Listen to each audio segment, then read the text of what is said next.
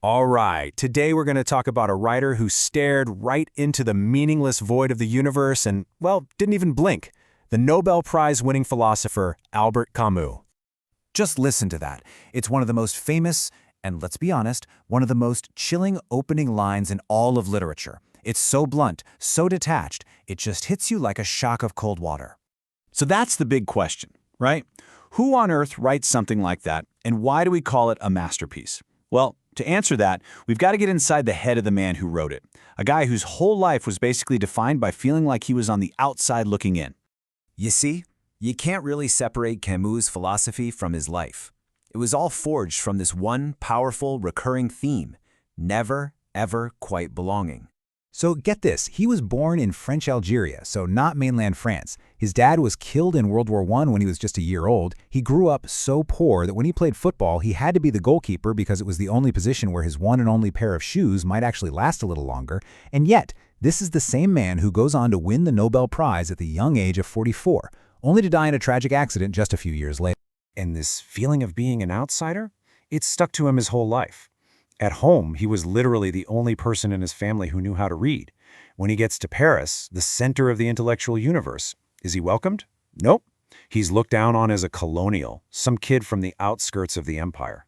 And politically, he absolutely refused to pick a team, rejecting the strict ideologies of both the left and the right. This gave him this incredible, unique vantage point to see the world.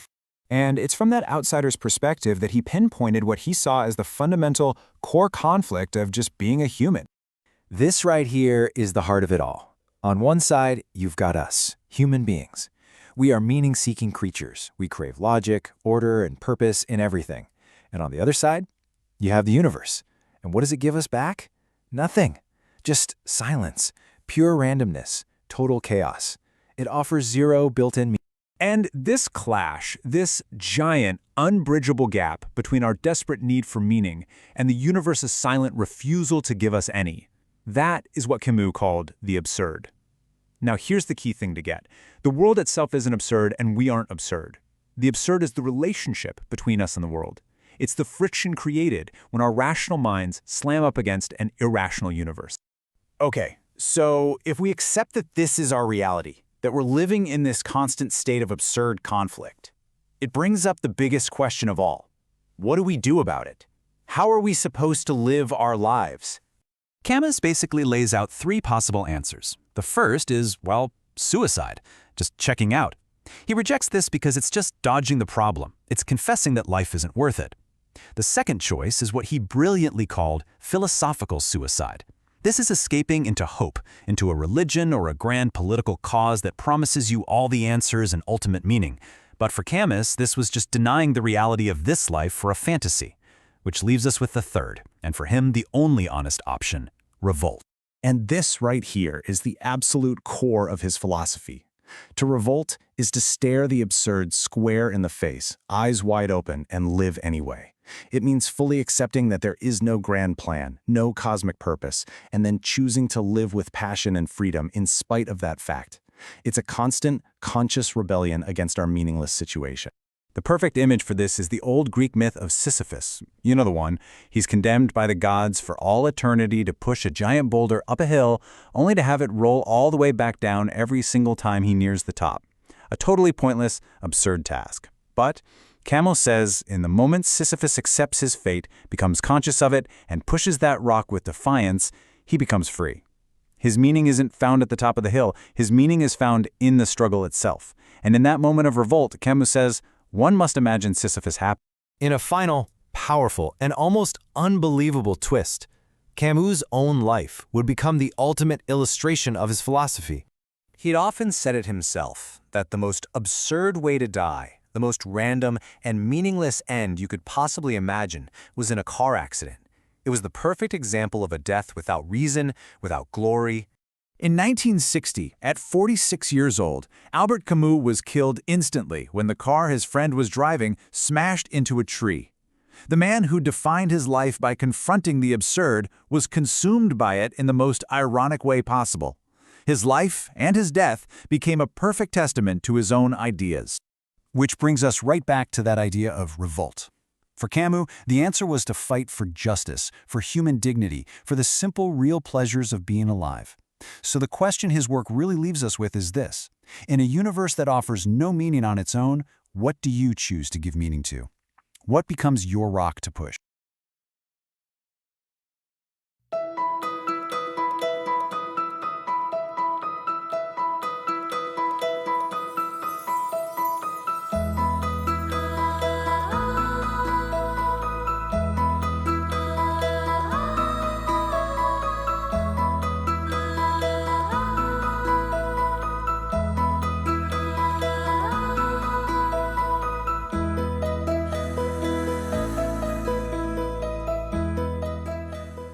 All right, today we're diving into a story that's as puzzling as it is profound.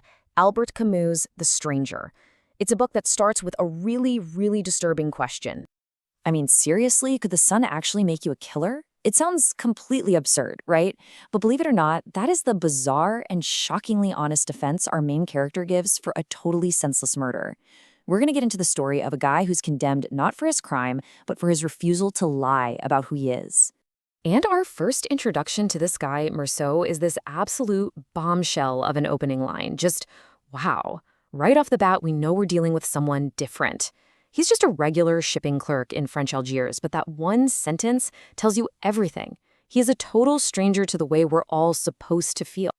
So, the big question is, how does this emotionally distant office worker end up a murderer? Well, it all goes down over one single, fateful weekend where things just completely spiral out of control. So check this out. On Thursday, his mom dies. He goes to the vigil, doesn't cry. Friday, the funeral's over. Then Saturday, the very next day, he goes swimming, starts a romance with a woman named Marie, and they even go see a comedy. And then Sunday, it all comes to a head. He's at a beach house, there's a fight, and he shoots a man dead. It's an incredible whiplash of events. And the weirdest part? Meursault just seems to drift through it all. He isn't really making decisions. He's just going with the flow, whether that flow leads him on a date or to commit murder. And when they ask him why'd you do it? He has no real answer. No self-defense, no malice. He just says it was the sun. The intense, shimmering heat, the sweat blinding his eyes, the glint of light off a knife. That's his reason. And get this, he doesn't just shoot once. He pauses and then fires 4 more times into the lifeless body. Chilling, right? Okay, so that's the crime. But the second half of the book is where things get really interesting. We get to the trial, and you'll see this isn't about figuring out what happened on that beach. It's about putting Meursault himself under the microscope. Because what happens in that courtroom is just wild. They're supposed to be trying him for murder, right? But pretty quickly, the murder itself becomes almost a side note. The real trial is a trial of his character. And the evidence they bring up against him has almost nothing to do with the shooting. It's things like, he didn't cry at his own mother's funeral. He started a relationship with a woman the very next day. He couldn't even remember how old his mom was. Everything he does that doesn't fit the social script is used as proof that he's a monster. He's not being judged for his actions, but for his failure to perform the right emotions at the right time.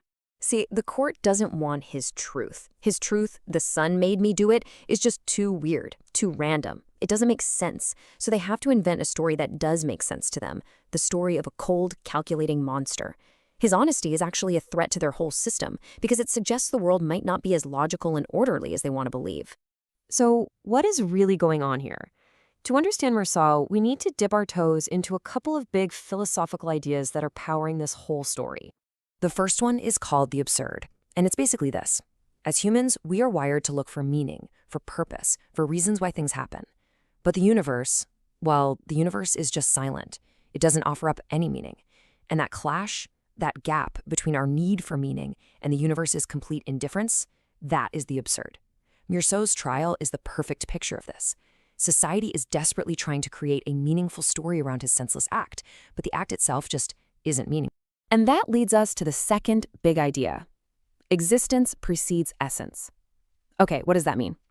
Think about a paper knife. Before it even exists, someone has a plan for it, a purpose, an essence. It's for cutting.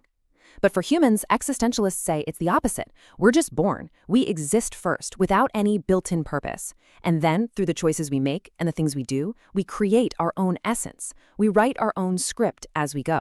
And Meursault, whether he knows it or not, is the ultimate example of this. He's not going to fake being sad at his mom's funeral. He's not going to say he repents when what he really feels is just annoyance. He refuses to lie just to make other people comfortable. In a world where we're all playing a part, his radical honesty makes him a true stranger. And here's a really cool detail. Camus even baked this whole idea right into his name, Meursault. It's a combination of the French words mer, which means sea, and soleil, which means sun. Think about it. The sea and the sun are the two biggest forces in his life. The sea is where he finds pleasure, and the sun, well, the sun is the oppressive force that seals his fate. So why does this book, which was written way back in 1942, still hit so hard today? Why do we still talk about it? It really comes down to his final moments. He's in a cell, waiting to be executed, and he has this massive revelation.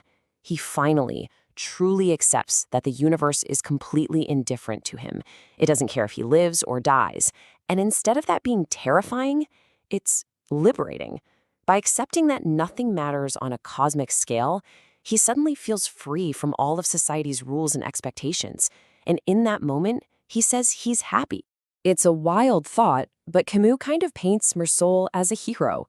Not a traditional hero who saves the day, of course. He's an absurd hero. He doesn't fight for justice or some grand cause. He just fights and dies for the right to be himself, to live his own truth, no matter how strange or uncomfortable that truth is for everyone else. For over 80 years, The Stranger has been holding up a mirror to all of us. It makes you stop and think about all the little performances we put on every single day, the social rules we follow without even thinking, and how quickly we judge people who just don't play along. And that's the final, lingering question the book leaves you with. In a world that is always demanding you fit in, what's the real price of being completely unapologetically honest? What happens when you decide you're not going to play the game anymore?